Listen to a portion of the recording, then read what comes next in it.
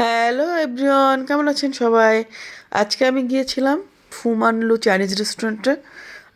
এটা হচ্ছে গুলশান একে 28 নম্বর রোডের একটুখানি আগে আম, অবস্থিত। ওই যে হ্যাপি টি আসছে না, হ্যাপি টির উপরে আর কি। তো যাওয়ার সাথে সাথে আমাকে এরকম এক জগ চা ধরাই দিল। এইটার টেস্ট কিন্তু অনেকটা হচ্ছে গ্রিন টির মতো। ভিতরে কোনো সুগার টুগার কিছু নাই। আর আমরা যে খাওয়ার আগে অ্যাপিটাইজার খাই, আমার মনে হয় তার থেকে এইটা খাওয়াটা অনেক রিফ্রেশিং।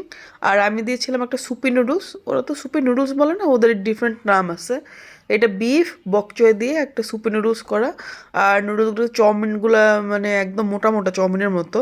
আর আমার মনে হয় এটা খেয়ে দেখলাম যে এটা হোমমেড মনে হয়, একটু ডিফারেন্ট ঘ্রাণ আছে। আর দিয়েছিলাম একটা সসটা ওরা আবার কেটে কেটে মশলা দিয়ে দিয়েছিল। তো আমি এক হাতে এই যে দেখেন পরিবেশন করতেছিলাম নিজে নিজেই, আবার এক হাতে ভিডিও করতেছিলাম। এই জন্য একটু কেমন জানি হয়েছে ভিডিওটা। আশা করি আপনারা সবাই ক্ষমা সুন্দর দৃষ্টিতে দেখবেন। আমার সাথে কেউ একটা থাকলে ভালো হতো, অ্যাটলিস্ট ভিডিওটা করে দিতে পারতাম।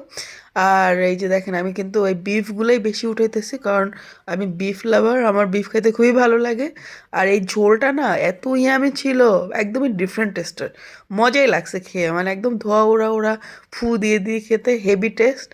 এই যে দেখেন ঝোলটা হেভি, মানে একদমই ডিফারেন্ট টেস্ট। এরকম টেস্টের কিছু আমি আগে খাই নাই কখনো। তো আমি এগুলো নিলাম, এবার একটু বিফ নিলাম, এরপর একটু বকচয় নিয়ে নিব। গ্রিন যেহেতু দিছে ওরা হেলদি জিনিসটা, তো এটা তো খাওয়াই উচিত।